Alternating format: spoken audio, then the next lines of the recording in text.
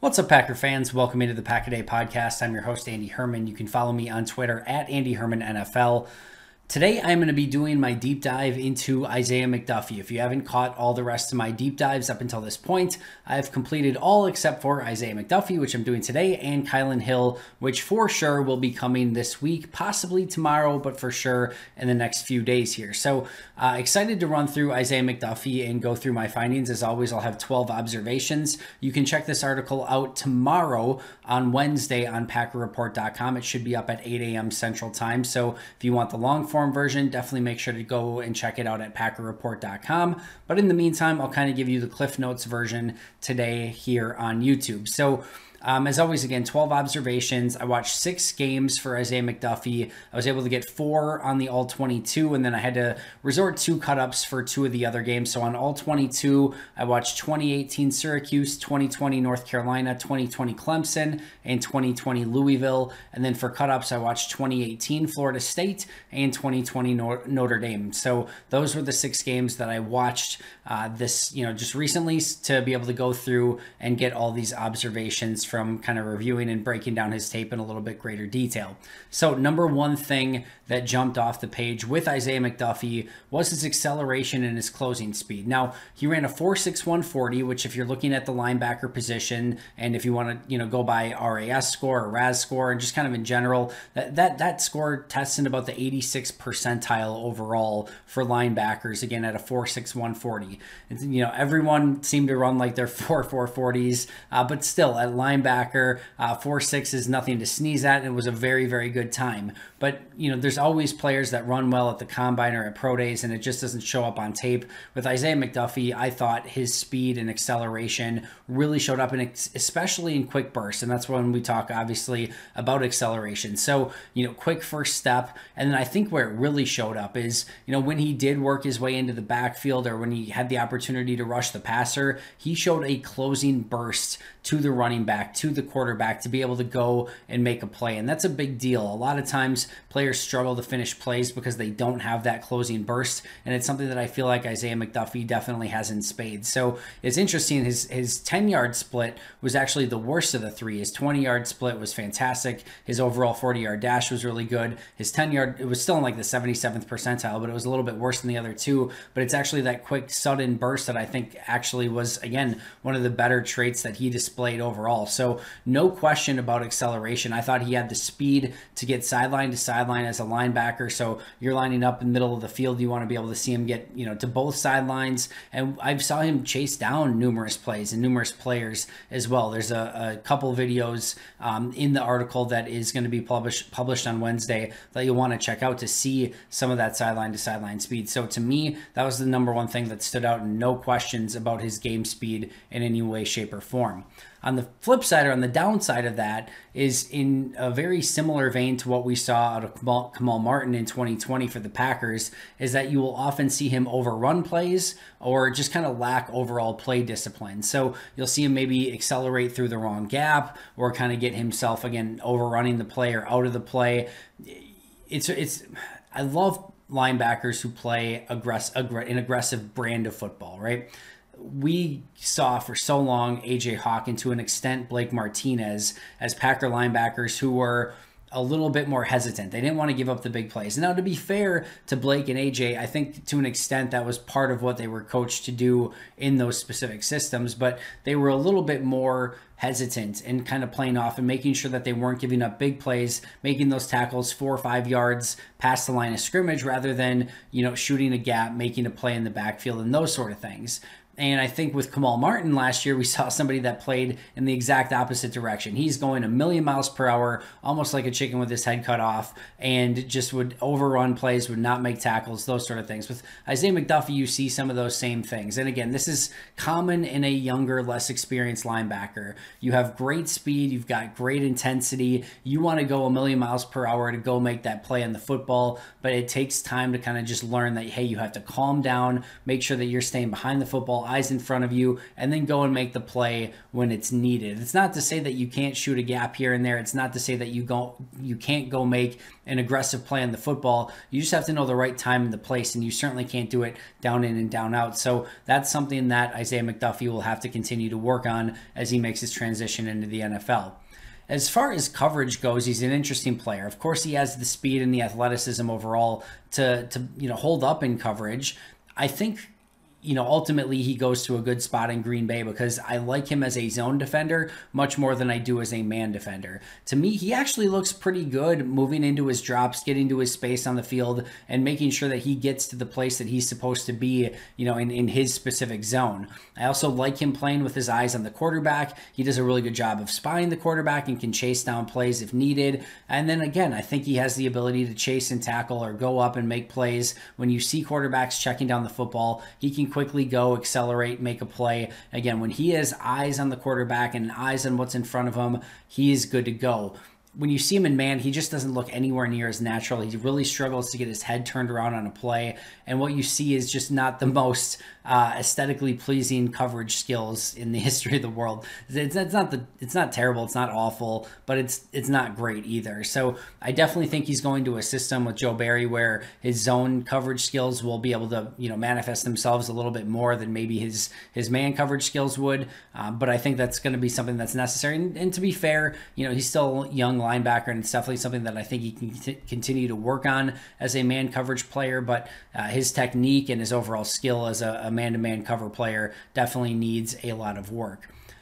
From a tackling standpoint, we can never talk about a linebacker without, talking about their overall tackling prowess, because at the end of the day, it's a position where you're paid to tackle the opposing, offense. And this is a category where I think Isaiah McDuffie comes up, pretty well. And I really like his overall tackling ability. Very good form tackler. You'll see him wrap. You'll see him drag players to the ground, both, making contact, up front, and again, making consistent contact and making sure that players aren't breaking tackles. He had, some broken tackles these last couple seasons, but nothing egregious. And again, I think if you look at the process, if you look at how he gets to the player and how he wraps up on the play, I think you see a linebacker that doesn't have any concerns, anything that, he's not going to be able to wrap up specific type of players or things like that. He is a form tackler and does everything that you want from a tackling standpoint.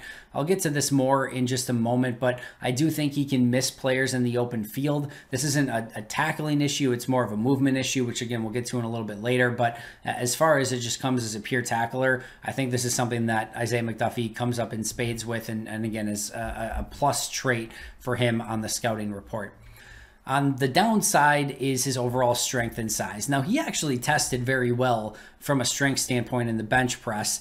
I don't see that. And we talk about some players testing well and, maybe not carrying over to the field. I don't see him as a, shed block, go make play type of linebacker. I see him as a run and chase style linebacker. He's 6'1", 227, which puts him as the lightest and smallest linebacker on the Packers roster. For comparison's sake, Aaron Rodgers is basically listed at the same size, 6'2", 225. So 6'1", 227 for McDuffie, 6'2", 225 for Aaron Rodgers. So we're looking at Aaron Rodgers type, build here for McDuffie as a linebacker. So not a ton of mass, not a ton of weight. Definitely not somebody who's going to hold up an anchor at the point of attack against bigger offensive linemen. He also was in the bottom 5% in wingspan and arm length overall. So you want to talk about a linebacker being able to shed players. You want to see those long arms where you can keep separation from a bigger behemoth offensive lineman. He doesn't have that. So he has to work to get to his spots, take good angles, make sure that he can get where he needs to go with his speed, acceleration, etc. Because if he gets, latched onto by offensive linemen, it's done for him. So there's, when you get to the, day 2, day 3 of the draft, and especially late day 3, when you're selecting linebackers, you basically have a choice. You're not going to find a linebacker who can hold up at the point of attack and be a physical, imposing linebacker, and somebody who's going to hold up well in coverage and has the speed, foot quickness, coverage ability, etc., right? You're just not going to find that. So you have to figure out which one would you rather have. Would you rather have that physical, imposing linebacker who maybe just doesn't have the coverage chops, or do you want somebody who maybe has the speed, has the athleticism, has the ability to cover, but isn't going to be necessarily quite as stout at the point of attack. The latter is a little bit more the McDuffie. He still needs in my opinion, has a ways to go, especially in man coverage, but you see this is the lighter, quicker linebacker that can, again, hold up a little bit better in coverage than the, maybe more physical linebacker. So that's what he's going to bring to the table. But again, not the biggest linebacker in the world. I mentioned taking good angles. If you're not going to be big and physical, you better take good angles to the football, have good instincts, and make sure you get to your spot before the offensive lineman does, before he clears you out of the play. And I think that's something that McDuffie does really, really well. Takes great angles to the football. Anytime you're on the second or third level of the defense, you want to make sure that you're taking the best angle possible whenever you can. Not only sideline to sideline or backing up, coming forward, but also, again, when you're getting to your spot on the field against interior offensive linemen or tackles, etc., you want to beat them to that spot, and you better make sure that you're taking the right angle to do so. And again, making sure you beat the offensive lineman there so that you can develop position before they get there, because you're going to lose that one-on-one hand-to-hand combat battle almost every single time, especially if you're a 227-pound linebacker. From a change of direction and movement standpoint, he's a really interesting player. So his change of direction is 3-cone, a short shuttle, tested below average, not egregiously so, but a little bit below average in both of those drills. But overall, I thought his change of direction was good enough. You watch in zone coverage, I thought he had enough fluidity to be able to get to his spots and, again, have no major issues in coverage. Is he the most fluid? Is he, able to completely flip his hips? And is there a little bit of stiffness there? Yes. But overall, I think he has enough change of direction ability to hang in the NFL. But where you see this is a little bit more of an issue, and I mentioned this earlier, is when shiftier players in the open field, you see him just miss in space, and players that, again, that are a little bit more shifty tend to give him trouble, and that's where that lack of change of direction can really kind of hurt McDuffie, and it's probably going to be something that potentially gets even a little bit worse in the NFL. One of the interesting things with Isaiah is that he did actually play some on the outside linebacker, even almost as like a stand-up 3-4 outside linebacker in college. And, two things stood out in regards to this. One, as you're the backside, linebacker, what you want to do is, quote unquote, close the back door. So imagine the run is going this way and you're the linebacker on the opposite side. Clay Matthews was a master at this. You're unblocked. You want to come screaming tight to the line of scrimmage and chase that down, but also playing under control so that if there's a cutback, you're the one that's closing the back door. So everyone else is kind of in charge of the front door. You're the guy that's in charge of closing down the back door. So if that running back makes a cut back and wants to, get outside, you're the guy that's making sure that that doesn't happen and chasing things down from behind. So really, really liked how he did that. On the flip side, not necessarily when it was like a stretch zone play the other way, but just in general, as an overall contain player, he gave up contain on the outside far too often. Now, he's not going to be an outside linebacker in the NFL, and this isn't something that necessarily you have to worry yourself with, but it is necessary. It just goes to show two traits we already talked about. One, he has that great acceleration down the line of scrimmage, and again, that ability to close to the football that showed up again here. On the flip side, just again, some of that overall play discipline is where he's got to be a little bit better, making sure that he doesn't lose backside contain if in fact that is his job responsibility.